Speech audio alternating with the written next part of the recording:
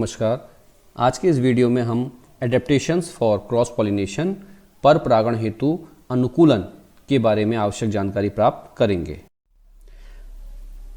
तो आइए सबसे पहले जानते हैं पर परागण या क्रॉस पॉलिनेशन किसे कहते हैं। इस प्रकार के परागण में किसी एक पुष्प के परागकण उसी जाति के किसी दूसरे पौधे के पुष्प के वर्तिकाग्र पर पहुंच जाते हैं। यहाँ डायग्राम में आप देखिए दो पौधे हैं, दोनों एक ही जाति के दो पौधे आपको दिखाई दे रहे हैं। इस पौधे के पुष्प से परागकण निकले और उसी जाति का जो दूसरा पौधा है इसके पुष्प के वर्तिकाग्र पर पहुंच गए, अर्थात एक पुष्प के परागकण दूसरे पुष्प के वर्तिकाग्र पे पहुंचते हैं और यही क्रिया कहलाती है आपकी पर परागण। ये क्रिया सामान्यतः एकलिंगी और द्विलिंगी दोनों प्रकार के पौधों में देखने को मिलती है। चूंकि इस क्रिया में आप देख रहे हैं कि परागकण एक पुष्प से दूसरे पुष्प को जाते हैं, तो निश्चित रूप से यहाँ पे इन परागकणों को ले जाने के लिए किसी माध्यम की आवश्यकता होती है, किसी एजेंट की आवश्यकता होती है। और ये एजेंट कोई भी हो सकता है, ये वायु भी हो सकती है, जल भी हो सकता है या कोई कीट भी हो सकता है।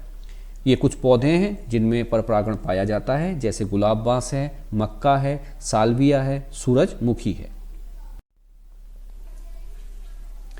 अब हम बात करते हैं उन लक्षणों की, उन अनुकूलनों की, उन अडेप्टेशंस की जो पुष्प में पर परागण को प्रेरित करता है। और इसी क्रम में सबसे पहले हम बात करते हैं डाइक्लाइनी या एक लिंगता, जिसको हम यूनिसेक्सुअल के नाम से भी जानते हैं।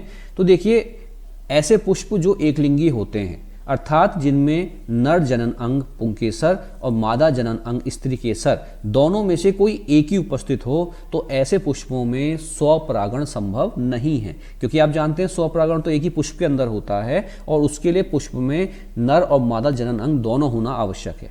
लेकिन अगर कोई पुष्प ऐसा हो जिसमें केवल एक ही लिंग पाया जाए, या तो नर भाग पुंकेसर या मादा भाग स्त्री केसर पाई जाए, तो ऐसे पुष्पों में स्वपरागण संभव ही नहीं है। अतः नियमतः ऐसे पुष्पों में हर दशा में पर परागण ही होगा। जैसे आप पपीता को देखिए, पपीता में एक पेड़ में नर पुष्प पाए जाते हैं और एक पेड़ में मादा पुष्प पाए जाते हैं। यहाँ डायग्राम में मैंने आपको दिखाने का प्रयास किया है। देखिए ये एक ऐसा पुष्प है जो केवल नर पुष्प है, जिसमें केवल पुंकेसर पाए जा रहे हैं, और ये एक ऐसा पुष्प है जिसको हम मादा पुष्प कहते हैं, जिसमें केवल स्त्री केसर पाया जाता है।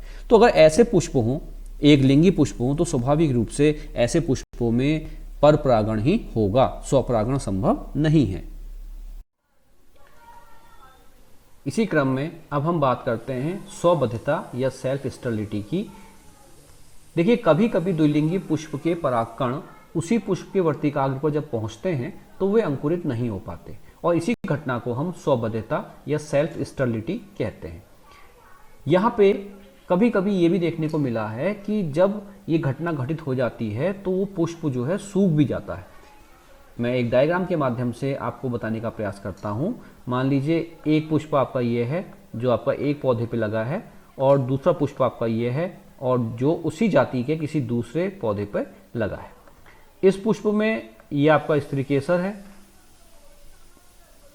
और ये इस पुष्प का क्या है, पुंकेसर है, और इसी जाति का जो दूसरा पुष्प है उसमें भी ये आपको पुंकेसर लगा है। अब आप सोचिए कि जब ये पुंकेसर से परागकण से इस पुष्प के स्त्री केसर के वर्तिकाग्र पे जाते हैं तो वो अंकुरित नहीं होते, और ऐसी दशा में इस पुष्प का वर्तिकाग्र क्या करेगा, जब अपने पुष्प के परागकण अंकुरित नहीं हो रहे तो ये वर्तिकाग्र क्या करेगा, दूसरे पुष्प के परागकणों को ले लेगा। तो यहाँ पे क्रॉस पॉलिनेशन हो जाएगा, स्वपरागण नहीं हो पाएगा। कुछ एग्जाम्पल्स आप देख लीजिए, जैसे आलू है, तंबाकू है, ऑर्किड्स है, इसमें इस प्रकार का स्वबद्धता देखने को मिलती है। इसी से रिलेटेड एक और टर्म कभी कभी एग्जाम्स में आती है, प्रगुणता या प्रीपोटेंसी। प्रीपोटेंसी या प्रगुणता क्या है? कभी कभी कुछ पुष्पों के वर्तिकाग्र पर अपने पुष्प के परागकणों की तुलना में उसी जाति के दूसरे पुष्प से आए परागकण तेजी से अंकुरित होते हैं, और इसी घटना को हम कहते हैं प्रगुणता या प्रीपोटेंसी, और ये घटना भी क्रॉस पॉलिनेशन को बढ़ावा देती है। आप कल्पना कीजिए जो मैंने ऊपर डायग्राम बनाया था। अब आप देखें अगर यहाँ पे डायग्राम में, तो आप ये देखेंगे कि मैंने आपको बताया था कि इसमें दो पुष्प हैं, दो पौधे हैं, दोनों पौधों में एक एक पुष्प लगा है, एक ही जाति के पौधे हैं। इस वर्तिकाग्र में अपने परागकण आए और इस पुष्प से भी परागकण मान लीजिए आए और इस पुष्प से आए परागकण जल्दी अंकुरित हो जाएं और अपने पुष्प से आए परागकण देर से अंकुरित हों, तो स्वाभाविक सी बात है जब बाहर से आए परागकण जल्दी अंकुरित हो जाएंगे तो वो किसको बढ़ावा देगा, क्रॉस पॉलिनेशन को बढ़ावा देगा। तो ये ध्यान रखना है हमें, स्वबद्धता और प्रगुणता जो है क्रॉस पॉलिनेशन को प्रेरित करती है। भिन्न काल पक्वता या डाइकोगैमी, क्या है ये भिन्न काल पक्वता और कैसे ये क्रॉस पॉलिनेशन को प्रेरित करती है, देखिए। जब किसी द्विलिंगी पुष्प के परागकोश और अंडक एक ही समय पर परिपक्व ना हो तो उसको कहते हैं हम भिन्न काल पक्वता। अर्थात किसी द्विलिंगी पुष्प में जो नर भाग है पुंकेसर और स्त्री केसर दोनों अलग अलग समय पर परिपक्व हों, तो सामान्यतः जब ऐसी घटना होती है तो वो पर परागण को प्रेरित करती है, पर परागण की संभावनाएं बढ़ जाती हैं। इसी में दो कंडीशन हो सकती हैं, या तो स्त्री केसर पहले परिपक्व हो जाए या पुंकेसर पहले परिपक्व हो जाए। अगर स्त्री केसर पहले परिपक्व हो जाए तो उस घटना को हम कहते हैं स्त्री पूर्वता या प्रोटोगाइनी। आप परिभाषा में भी देखिए, जब पुंकेसर से पूर्व अंडक परिपक्व हो जाए तो उसे हम कहते हैं स्त्री पूर्वता। और इस अवस्था में क्या होगा, स्त्री केसर आपका पहले मैच्योर हो गया है और पुंकेसर अभी अपरिपक्व है, तो स्वाभाविक रूप से इस पुष्प का जो स्त्री केसर है वो किसी दूसरे पुष्प से परागकणों को स्वीकार करेगा और पर परागण को बढ़ावा देगा। तो ये कंडीशन देखने को मिलती है आपकी चंपा में, अंजीर में, पीपल में और बरगद में। इसी का दूसरा रूप, अब मानिए यदि परागकोश या पुंकेसर पहले परिपक्व हो जाए, जब वर्तिकाग्र से पूर्व परागकोश परिपक्व हो जाए तो उस घटना को हम कहते हैं पुपूर्वता। और इसमें क्या होता है, वर्तिकाग्र बाद में मैच्योर होती है और उसके मैच्योर होने से पहले पहले क्या होता है, परागकोश फट जाता है। तो जब परागकोश फट जाएगा तो इसके परागकण क्या होंगे, किसी ना किसी माध्यम से पुष्प से बाहर चले जाएंगे। और जब स्त्री केसर परिपक्व होगा तो वो किसी दूसरे माध्यम से किसी दूसरे पुष्प से परागकणों को स्वीकार करेगा और क्रॉस पॉलिनेशन को बढ़ावा देगा। नेक्स्ट है हर्कोगेमी। अब हर्कोगेमी क्या है इसको समझिए। देखिए कभी कभी क्या होता है कि कुछ पुष्पों में वर्तिकाग्र के ग्राह्य तल और परागकोशों की स्थिति इस प्रकार की होती है कि उसी पुष्प के परागकण वर्तिकाग्र पर पहुंच ही नहीं पाते। अर्थात परागकोश और वर्तिकाग्र के मध्य एक बैरियर या अवरोध उत्पन्न हो जाता है जिस कारण से स्वपरागण संभव नहीं होता। जनरली क्या होता है, कुछ पुष्पों में ऐसी अवरोध उत्पन्न हो जाते हैं जिस कारण से परागकोश के परागकण वर्तिकाग्र तक नहीं पहुंच पाते। और जब किसी पुष्प में उस पुष्प के परागकण वर्तिकाग्र तक नहीं पहुंच पाएंगे तो स्वपरागण संभव नहीं होगा और इसी दशा को हम कहते हैं हर्कोगेमी, जो क्रॉस पॉलिनेशन को प्रेरित करती है। इसी के अंतर्गत एक स्थिति मैं आपको यहाँ दिखाऊं जिसको हम एक बैरियर मान सकते हैं। कई बार क्या होता है कि कुछ पुष्पों के जो परागकोश होते हैं वो पुष्प के बाहर हो जाते हैं और वर्तिकाग्र जो है पुष्प के अंदर होती है, या कभी कभी इसका उल्टा, अर्थात पुष्प के अंदर परागकोश और वर्तिकाग्र पुष्प के बाहर। एक चित्र के माध्यम से मैं आपको दिखाता हूं इसको। मान लीजिए आपका ये कोई पुष्प है और इस पुष्प का ये परागकोश जो है पुष्प के बाहर है, ठीक है, और स्त्री केसर जो है आपकी वो कहाँ है, पुष्प के अंदर। अब ऐसी स्थिति अगर आती है, ये आपका क्या है, वर्तिकाग्र है और ये क्या है आपके, ये क्या है, परागकोश है। अब अगर ऐसी स्थिति आती है कि परागकोश आपके पुष्प के बाहर हो और वर्तिकाग्र आपके पुष्प के अंदर हो, तो इस दशा में भी ये जो व्यवस्था है ये एक बैरियर बन जाती है परागकणों का वर्तिकाग्र तक पहुंचने में। तो ये हर्कोगेमी का ही एक उदाहरण है। इसी में एक बहुत अच्छा एग्जाम्पल आता है कैलोट्रोपिस, जिसको हम मदार या आग कहते हैं। इसमें एक गाइनोस्टीजियम नामक एक संरचना का निर्माण होता है। और ये संरचना कैसे बनती है, इसमें क्या होता है, जो परागकोश होते हैं वो वर्तिकाग्र के साथ जुड़ करके ये गाइनोस्टीजियम नामक संरचना बनाते हैं। जैसे यहाँ आप डायग्राम में देखिए, जिसको हिंदी में हमने क्या लिखा है, भूवर्तिकाग्र छत्र। या इस डायग्राम में अगर आप देखें तो ये जो बीच की संरचना है ये गाइनोस्टीजियम है जो परागकोशों और वर्तिकाग्र की टिप के जुड़ने से बना है। ये जो गाइनोस्टीजियम है यहाँ पे ये एक अवरोधक का कार्य करता है जिस कारण से परागकण स्त्री केसर के वर्तिकाग्र तक नहीं पहुंच पाते। अब हम बात करते हैं विषमरूपता या हेट्रोमॉर्फिज्म के बारे में। कुछ पुष्पों में पुष्पों का स्वरूप 2, 3 या अधिक प्रकार का होता है। ऐसे पुष्पों में पुंकेसर के पुतंतु या अंडप के वर्तिका की लंबाई अलग-अलग होती है। देखिए, कुछ पौधे ऐसे हैं जिसमें जो पुष्प हैं वो 2 या 2 से अधिक प्रकार के हो सकते हैं।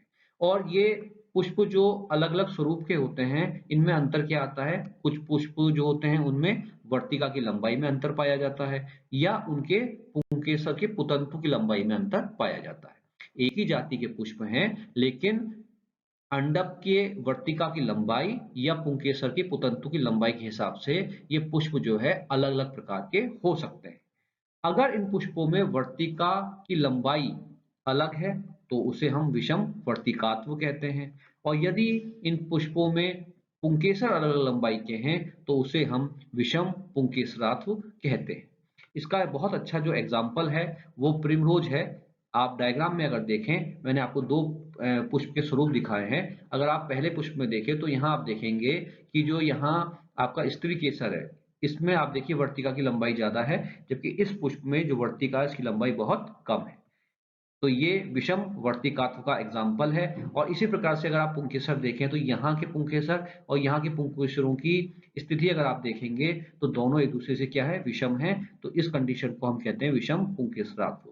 और इस प्रकार की विषम रूपता यदि एक ही जाति के पुष्पों में पाई जाती है तो उन पुष्पों के भीतर स्वपरागण संभव नहीं है, और इस कारण से ये पुष्प एक दूसरे के साथ पर परागण की क्रिया में प्रतिभाग करते हैं।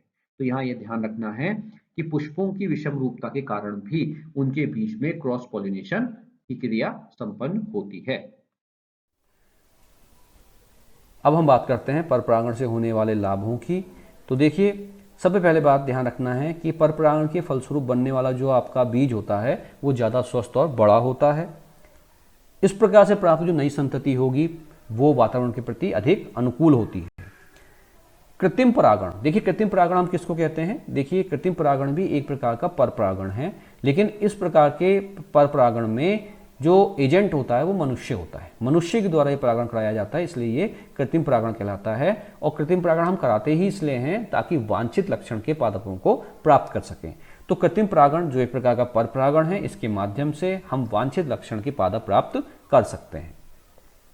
परपरागण में आपने अभी देखा कि हम एक ही जाति के दो पुष्पों के बीच परागण कराते हैं, अर्थात जो बनने वाला बीज है उसमें दो अलग अलग पुष्पों के लक्षण आ जाते हैं। एक पुष्प का नर युग्मक और एक पुष्प का मादा युग्मक आता है, तो नए लक्षण जो हैं एकत्र हो जाते हैं, और जब नए लक्षण एकत्र होते हैं तो उससे नई जाति की उत्पत्ति होती है।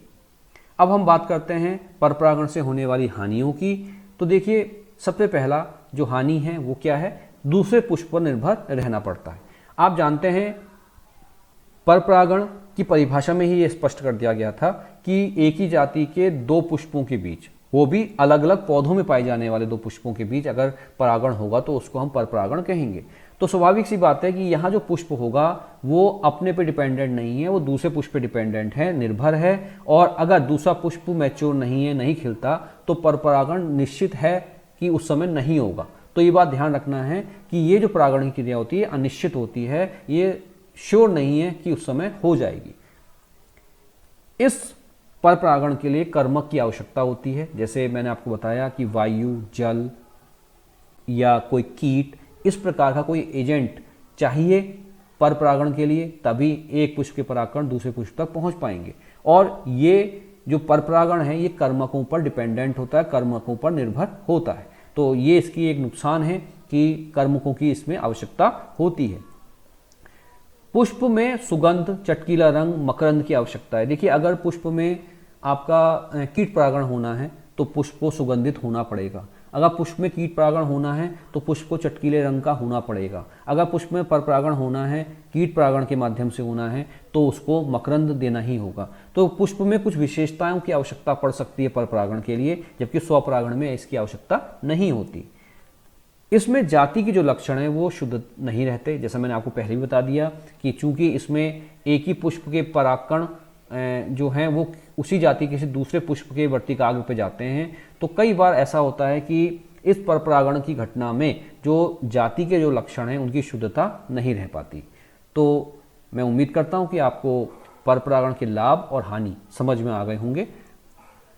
इसी में एक अंतिम और पॉइंट आप ध्यान रखिए कि इसमें परागकणों का अपव्यय होता है। देखिए, पर परागण जो होता है इसमें वायु या जल या कीट के माध्यम से एक स्थान से दूसरे स्थान तक परागकण लिए जाते हैं और इस घटना में काफ़ी परागकण रास्ते में, मार्ग में ही क्या हो जाते हैं, नष्ट हो जाते हैं। तो निश्चित रूप से परागकणों का बर्बादी कहते हैं या अपव्यय कह सकते हैं, बहुत अधिक मात्रा में पर परागण में होती है।